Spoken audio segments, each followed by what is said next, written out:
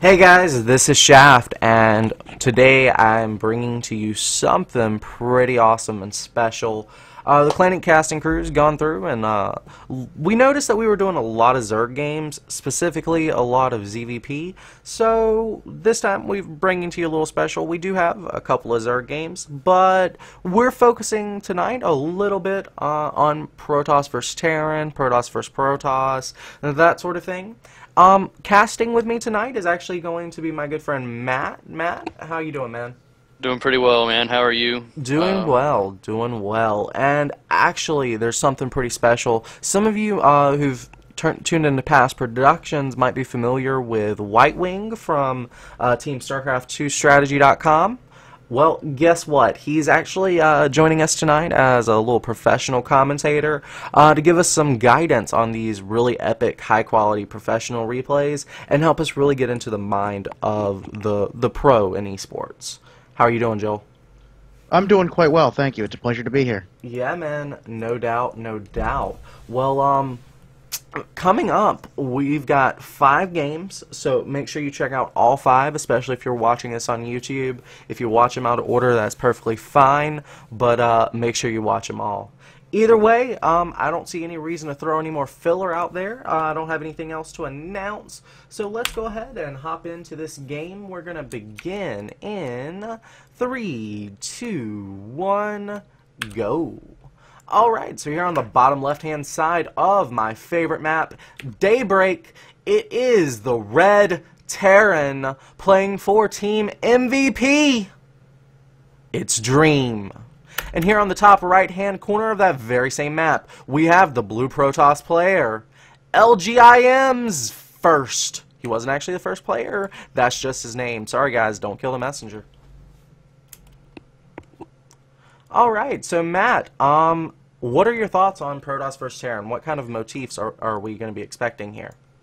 Well, definitely for Protoss versus Terran matchup, a lot of Protoss players do tend to go for that robo with the gateways to be able to push through that Terran wall as well as that Terran bio ball. The Colossus being a very good unit against the Marines and the Marauders since they can sit in the back protected by the sentries, as well as grabbing the Templar archives for the storms. What do you think of that particular strategy there, White Wing? Well, generally you see the gateway and the robo because it's just a safe opening against almost anything Terran can throw at the Protoss. You get the robo for the observer so that you can react to almost anything. If it's a cloak banshee after expand, for example, you need the observers to not die. You want to have good map vision with the observers, so having a lot of observers moving around the map constantly and watching the correct paths is extremely important to not dying a horrible, agonizing death. Now, what kind of horrible, agonizing deaths can Terran throw at the Protoss? I know drops tend to be particularly powerful in this matchup.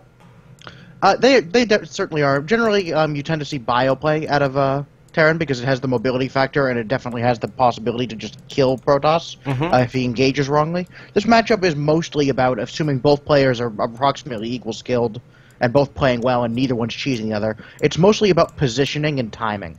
Okay, understood. Now, what timings are you referring to there? The really big one that usually makes or breaks this matchup is the big 10-minute timing that comes out of Terran, where he hits the 2 medevac plus 1 weapon stim timing. And we do have a command center coming out of that Terran, but continue what you were saying, please.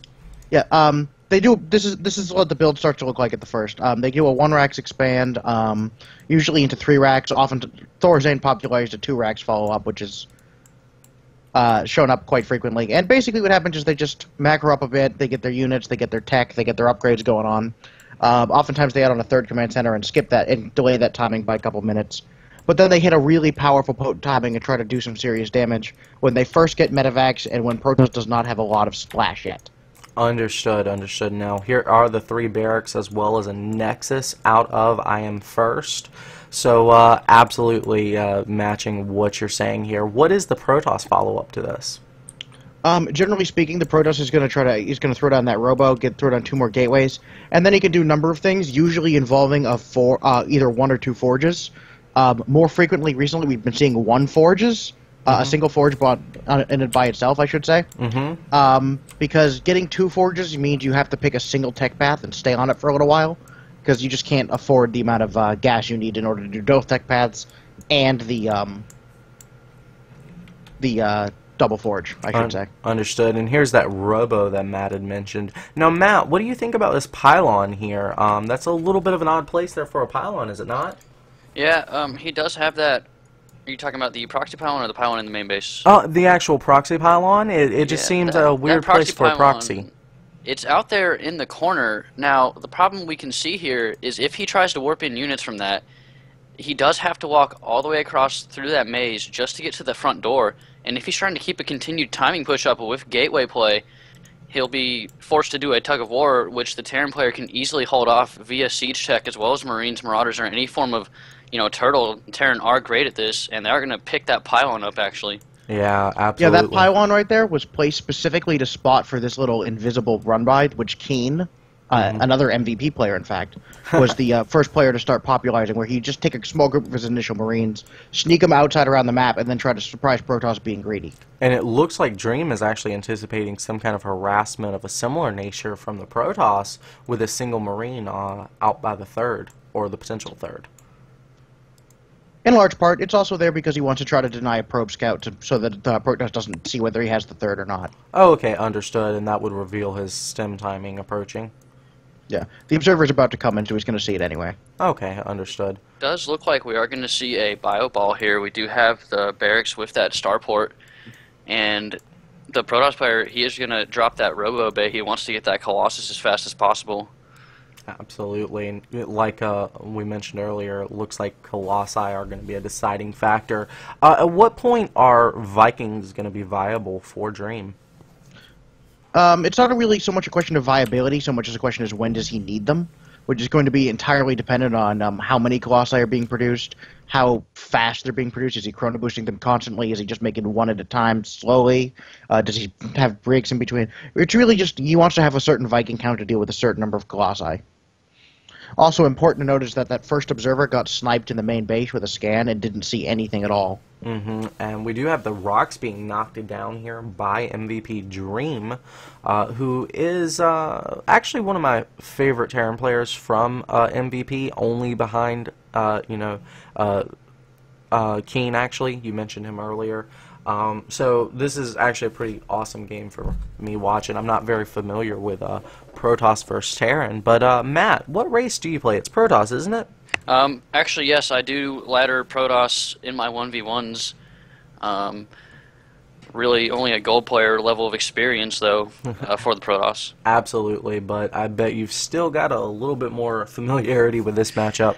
Well, for me personally, the problems I've encountered with Protoss versus Terran... it looks like there's actually going to be a little bit of a timing here. Nice force fields by First, holding off most of the Marine Marauder here. Some of those sentries getting targeted down. Ooh, go ahead, killing that one off. Now the Colossi moving up a little bit too close, taking a lot of hits. It's losing most of its shield, but the Terran is going to be forced to pick up and run home. And look at where he placed that factory. He's going to have that scout factory there, and if I'm not mistaken, they can't actually attack that. Yeah, it looks with the Colossus vision, he most certainly can attack it, but he's got to move his whole army right up next to it. Yeah, Colossus are counting as air units in this case. And as Joel pointed out just a little before, the Viking build will be dependent on how many Colossus we saw built there. He's going to go ahead and pick up two. Yeah, he first has decided in this game to go with a one forge build into Colossus, and then transitioning into Charge Lot and probably going to add on Templar. He just built the one Colossus as a bridge unit, which is getting very popular, and I myself have practiced quite a bit. Absolutely. Now, I do want to point out this proxy pylon over here at the fourth base of Dream. IMFirst can definitely do a little bit of harassment there to the third, and he is scouting that now. This army of the Protoss actually looks kind of small. Is it wise for him to be moving out like this? It is not really wise for him to be moving out, but with the Stalkers positioned where they are, there's not really all that much that Dream can do about it except drop. And with that pylon position, he can probably get back in time. This isn't Heart of the Swarm. They don't quite have the speed boost yet. But First really defended that first push, the 10-minute timing, very, very well with some fantastic force fields. So even though his army looks small, because he killed so many units, he's not really too scared of moving out a little bit. Looks like we might have a drop right here. These dropships just loaded up, but the Stalkers are right there waiting for him. Absolutely, yeah. Really nice positioning and map awareness here from First.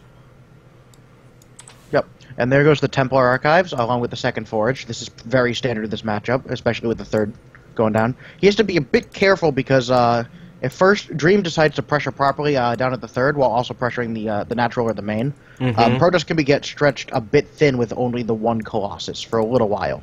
I'm a little bit scared for Dream. He's actually taking 2 bases at once here. I thought only the Zerg could do this. Well, it really depends. Protoss is playing a little bit greedy here himself, so Dream's just out greeting him. Understood. Yeah, if the Protoss is playing greedy, I guess it's going to be a little easier to get away with this.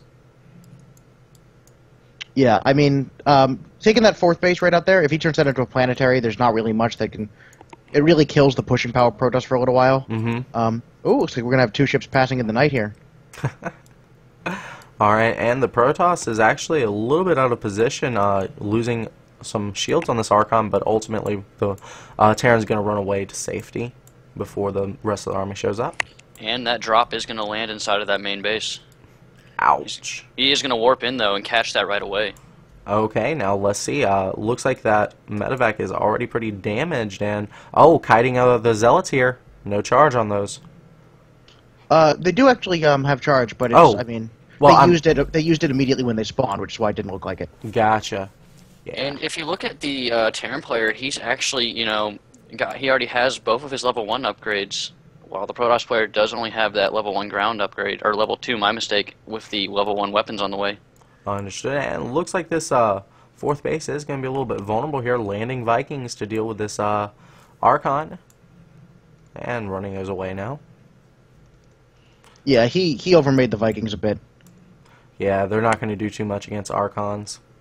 As you pointed out earlier, Malcolm, he does punish that 4th base. You'd question whether or not he would be able to do that since he was not the Zerg, and he did stop most of the production on that, and it is, on fire, pushed away, not able to produce anything. Yeah, it looks like he's going to be able to save it with some SCVs to his credit, but, yeah, he'll be able to get some mules off it. We do have the Ghost coming out. Ghost being a very good reaction to the High Templar. Their EMP can destroy the High Templar energy, and they can snipe down the Colossus as well. Not to mention the Archon's shields also being vulnerable to EMP. Yeah. Ghosts are basically the perfect answer to this composition that we're seeing at the moment. But IMFirst is anticipating that answer and is actually transitioning back into Colossus once more, adding on range, adding on Colossi. He just finished the +3 armor, adding on weapons once more. Again, that 4th base is just pushed right out of there. Wow. I think Dream really just needs to land this turn into an orbital and get the mule benefit. He can take this 4th a little later. Yeah, at this point he just needs to stabilize. He's being pushed around a bit. He's behind in supply. He can't really take a straight up fight, especially with Storm. Like unless he hits some very careful EMPs, he's going to be trounced. And if you've noticed, this is actually Dream has opted to defend this 4th base, allowing First to take that 4th of his own down there, really uncontested. Absolutely. Now we do have 4 Zealots being warped in up at this proxy, and they are going to go ahead and target down some SCVs at this command center, but the army's already in position. Oh, so he's going to go around to the 3rd instead, and attacking with his main army at the same time. He's going to try to provide a little bit of distraction here. I doubt he's going to commit to this attack. However, if he can catch the army out of position, nope, he's just going back home.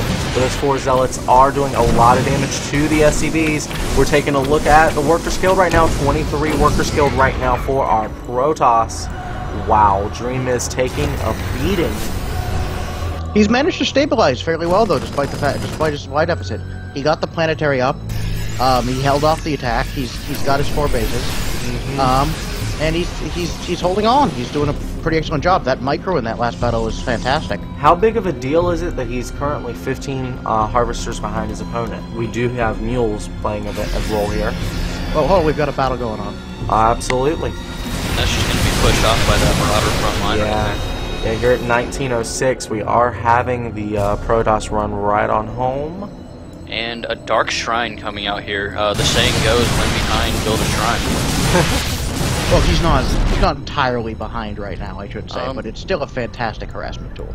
Absolutely. Again, how do you feel about the Dark Shrine coming out, Joel?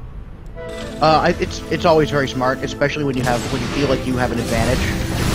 The Dark Shrine is an excellent way to punish your opponent, because your opponent basically has to make a choice. Battle going on here.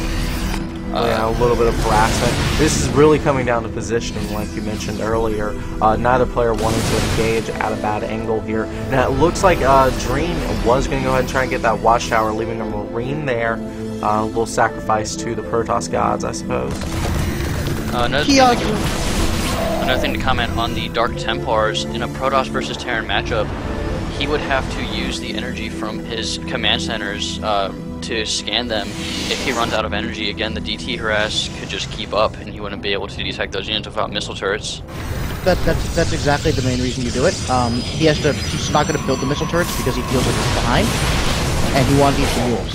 Charge going ahead, running into those Marauders, but again, coming down to position. He didn't have the Colossi there, so he went ahead, retreated back. Now he has the Colossi in position, so it looks like, oh, holding on to the watchtower. He's going to try and get a concave. Dream's got a pretty clustered army right here, while both the Storms and the Colossi are doing massive amounts of damage. The Ghosts are trying to target down single Archons, but they're getting low on health and energy themselves. Oh, the Protoss is being chased back, but the Colossi are still alive. The wave of Zealots is charging in here, and he has melted most of the Protoss, or the Terran army. The SCVs have been pulled to kill that planetary, and the Colossi are still out. And a lot of what happened there, that micro from the Colossi coming out on that Terran army, the Archons tanking down the front, and the Ghosts actually being picked off and pushed back before the fight really got to that middle point. He was able to push that base down. Absolutely. Now we do see Dream pumping out quite a few Vikings.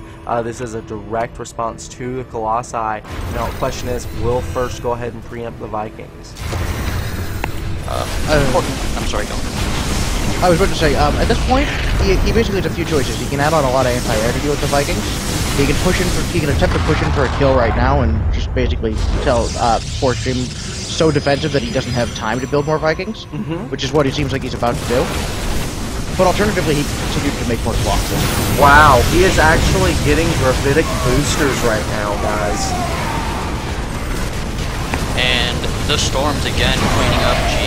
Dream will just, GGS that. Absolutely. Let's rewind and watch that final fight. Okay, what time would you like to pause it at there? Let's go ahead and jump back to about. Let me go ahead and load it up. No problem. Actually, at 22 minutes, we do have that Dark Templar harass come out. He does discover the DTs. Okay. So we do have the push out, and it should be at. Let's go to 22:55. Okay, let me fast forward there real quick. I've already gone past that. Okay, guys, 22:55. That is correct. All right. So we'll go in 3. Hold on. There we go. All right. Your So count. let's go ahead and 3, 2, 1, hit play. So we have the Archon and the Zealots in the front here. That bunker will fall down, and again, he's going to clean up that base. And look at how the Archons and Zealots are positioned here. While he has to micro the Colossus back, they are going to just step back their Thermal Lance, and again, the Storms are going to come out. So what he did there was he brought those Colossus outrange the Bio Army away from those Vikings. Yeah, that was a really Use good that position. tank.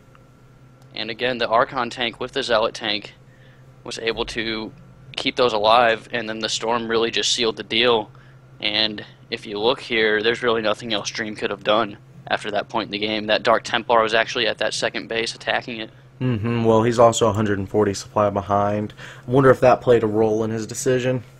Probably. A big part of the reason why he was so far behind at that point, if you go back to that prior engagement of the planetary and look carefully, a lot of his ghosts actually, while cloaked, got killed by Colossus Splash hitting his other units. Ideally, you want to pull the ghosts while cloaked away so that they don't get attacked. Okay, so is that around 20? I just want to get the timing right. Yeah, it's a little bit after the 20-minute mark. It's let me find the exact time here. Okay. I'm looking for it as well. It's about 21. Yeah, it's about 21 minutes. Okay. Would you like to watch that again? Sure. Alright, let's do it at 21 or 21 even. Times 1 speed whenever you folks are ready. Just one moment. And what actually had just happened before this push is they had a little bit of engagement, and he first came out on top of that trade, which forced Dream to fall back. So whenever you're ready, Malcolm, give us the count. 3, 2, 1, goesies. Alright, so this was your idea here, White Wing, so feel free to take over. Alright, so basically what happens here is Dream up to this point has been trying to get his endgame composition going. First recognized that and was batting on a lot of Colossus to deal with the Mass Ghost Medivac combination. Mm-hmm. Then this fight starts. He hits an excellent storm right on top of everything. He does not have an observer right now, so he actually can't attack these ghosts directly. But he does have some splash damage that he's able to use. Attacks, as you can see there, the Marines and the Marauders, and actually picks a lot of the cloaked ghosts off with just splash damage. Yeah, it looks like he's actually got the ghosts in the same hotkey as his Marines, and he was trying to do a little bit of fancy kiting with the Marines without thinking about those ghosts. A little bit of an error there, so yeah, I definitely see what you're saying. Wow. One thing Terran can do in this matchup when they start to get behind a little bit is turtle very carefully with a lot of ghosts, add on a lot of medevacs. And that army, because ghosts have so much health and with good upgrades, and with medevacs healing them, is extremely difficult to actually kill as Protoss. The only response is to add on a lot of Colossus, which first correctly identified and went up to 5 Colossus. That was very smart of him to do so. Mm-hmm. And in doing so as well, forced Dream to add on more Vikings instead of more medevacs, and really weakened the power of his standing army. Gotcha, yeah. I definitely think that... how many resources would you say were actually lost in that battle? It's really hard to judge, per se, necessarily how many were lost by each player. I'm actually gonna watch that battle one more time, because I actually don't think I turned it on for the viewers. I think I still had the splash screen up there. So I'm gonna turn on the Units Lost tab as well, just to get an idea of how many ghosts he lost here. Right now we're looking at 71, 74 resources lost for the Terran, and we'll just watch exactly what's lost here.